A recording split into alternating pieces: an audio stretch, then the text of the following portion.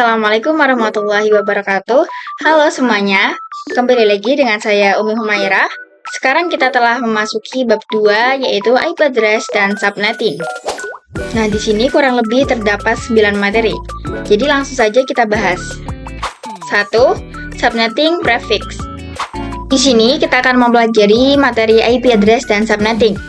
Untuk IP address ini terdapat dua versi yaitu IPv4 dan IPv6. Kita akan bahas yang IPv4 terlebih dahulu. Nah, IPv4 ini jumlahnya ada 32 bit, lalu terdapat 4 oktet, yaitu x.x.x, yang mana setiap x-nya adalah angka.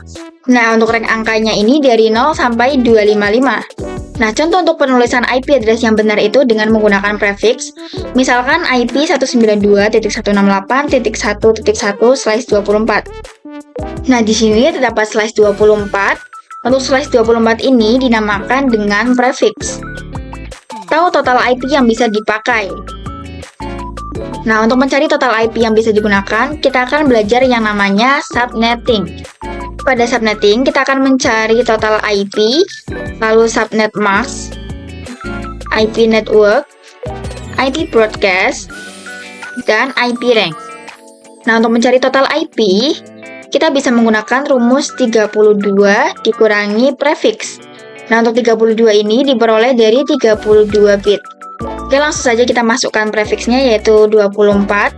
32 dikurangi 24 sama dengan 8. Lalu kita masukkan 2 pangkat 8.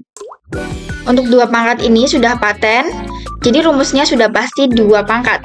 Lalu untuk 8 ini diperoleh dari hasil 32 dikurangi 24. Nah, hasil dari 2 pangkat 8 ini sama dengan 256.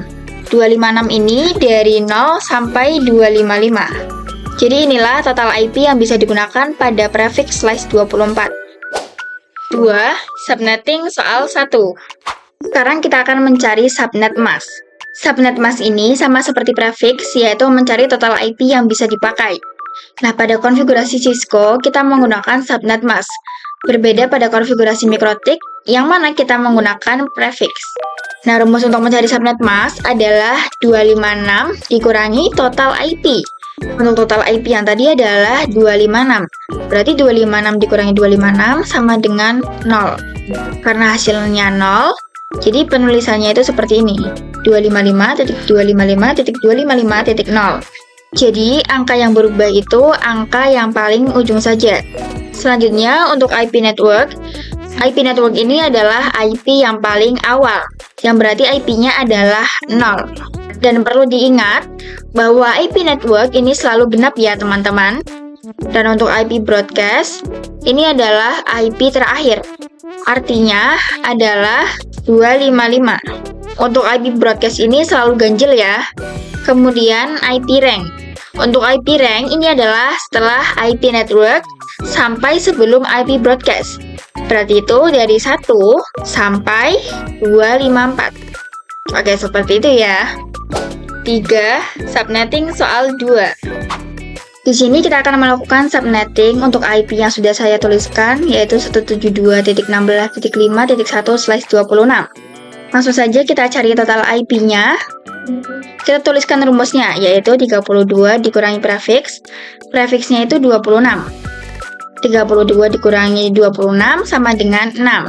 Kemudian kita pangkatkan, yaitu 2 pangkat 6 sama dengan 64. Jadi total IP yang bisa digunakan adalah 64. Selanjutnya, subnet mask, yaitu rumusnya 256 dikurangi total IP, yaitu 64. Sama dengan 192.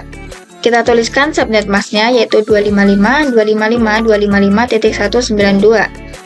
Kemudian untuk IP networknya adalah 0 dan IP broadcastnya berarti 63. Dan untuk IP ranknya yaitu dari 1 sampai 62. Nah, seperti ini ya. 4. Subnetting soal 3. Untuk kasus 3, IP-nya yaitu 10.10.10.50/27.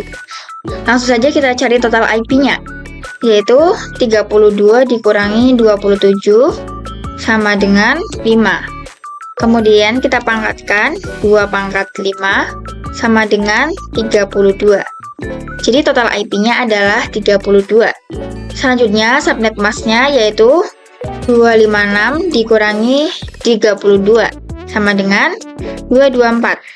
Kita tuliskan subnet masknya yaitu 255.255.255.224. Kemudian IP networknya itu 0. Dan untuk IP broadcast-nya berarti 31. Untuk IP range-nya yaitu dari 1 sampai 30. Guys, pada soal ini IP-nya kan 50/27. Padahal yang kita subnetting pada slice 27 itu hanya sampai 32 saja. Maka dari itu dikenal sebuah istilah block subnet. Block subnet adalah lanjutan dari IP selanjutnya. Pada IP network, block subnet selanjutnya berarti 32, karena 0 ditambah 32. Lalu IP broadcast-nya adalah 32 ditambah 32 sama dengan 64, maka IP broadcast-nya yaitu 64 dikurangi 1 sama dengan 63. Di sini pada block subnet kedua, IP 50-nya sudah masuk ya teman-teman. 5. IP public dan IP private. Oke, jadi IP public adalah IP yang bisa diakses siapa saja dan di mana saja. Nah, contohnya itu IP Google, yaitu 888, dan lain sebagainya. Sedangkan IP private itu tidak bisa diakses di mana saja dan hanya bisa diakses oleh orang-orang tertentu saja yang berada dalam lingkup jaringan private tersebut. 6. Konsep switch dan router. Untuk konsep switch itu menghubungkan device-device yang berada dalam satu blok subnet.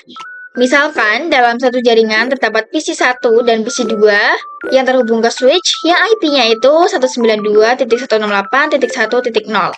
Kemudian PC1 itu IP-nya 192.168.1.1 dan PC2 IP-nya 1.2. Nah, IP tersebut kan pada angka ketiganya itu satu semuanya ya. Jadi itulah yang dinamakan satu blok subnet. Kemudian untuk konsep router itu menghubungkan device-device dalam blok subnet yang berbeda. Misalkan pada topologi sebelumnya kita tambahkan satu PC yang berbeda blok subnet. Maka dari itu kita bisa menambahkan router. Kemudian dari router itu akan terhubung ke switch baru ke PC-nya. Sehingga mereka bisa saling berkomunikasi. 7. Praktik switch bagian 1. Kalian bisa buka Cisco-nya, kemudian tambahkan device. Di sini saya akan tambahkan 2 PC. Lalu pilih network device dan klik yang switch. Di sini saya pakai yang pertama saja. Kemudian kita hubungkan PC ke switch dengan kabel. Untuk kabel saya pakai yang automatic. Sekarang kita coba konfigurasikan. Kita klik pada PC1, lalu pilih desktop dan klik yang IP configuration. Pada kolom IPv4 address, misal saya isikan IP 10.10.10.10, maka untuk subnet masknya adalah 255.255.255.224. Kenapa 254? Nah, itu karena saya menggunakan prefix slice 27. Kemudian kita setting juga pada PC2-nya. Kita klik. Kemudian kita masukkan IP-nya yaitu 10.10.10.11 dan subnet masknya itu sama. Nah, sekarang kita coba tes dari PC1 ke PC2. Pada PC1 kita klik desktop, lalu pilih command prompt. Lalu ping IP milik PC2 yaitu ping 10.10.10.11. Nah, di sini sudah berhasil ya. Nah, selain cara itu, kita juga bisa tes dengan cara klik gambar surat tertutup ini. Kemudian kita arahkan ke PC1, kemudian PC2. Nah, bisa kalian perhatikan di sini keterangannya successful, yaitu sudah berhasil. 8. Praktik switch bagian 2. Oke teman-teman, di sini saya sudah membuat topologi yang baru. Di sini saya membuat seolah-olah ini tuh berbeda ruangan. Jadi IP-nya pun akan berbeda subnet dengan topologi sebelumnya. Misal saya gunakan blok subnet kedua, jadi PC1 IP-nya 10.10.10.34, PC2.35, dan PC3.36. Langsung saja kita konfigurasikan IP-nya. Ini kan saya percepat saja ya teman-teman.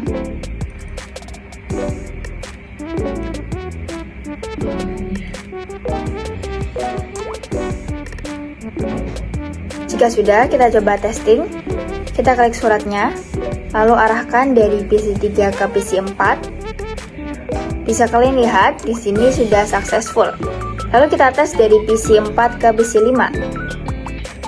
Dan perhatikan, ini juga sudah successful. 9. Praktik router. Oke, di sini kita tambahkan saja routernya. Kita klik Add Device, kemudian router. Di sini saya gunakan router yang seri 2811 atau paling ujung.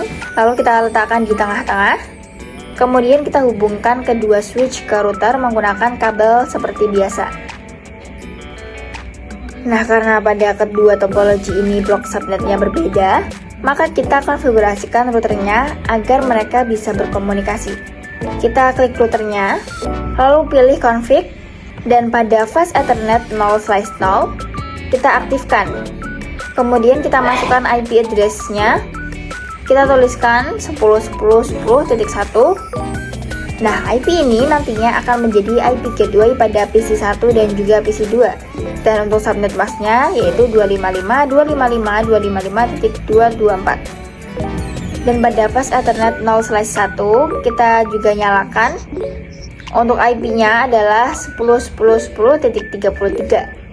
Ini akan menjadi gateway pada PC 3 sampai PC 5. Untuk subnet masknya itu sama. Sekarang kita masukkan gateway-nya pada setiap PC. Kita mulai dari PC 1. Kita klik desktop, kemudian IP config. Lalu kita tuliskan pada kolom default gateway-nya, yaitu 10.10.10.1. Kemudian lakukan juga pada PC 2. Selanjutnya kita tambahkan gateway untuk PC 3 sampai 5, yaitu gateway-nya 10.10.10.33.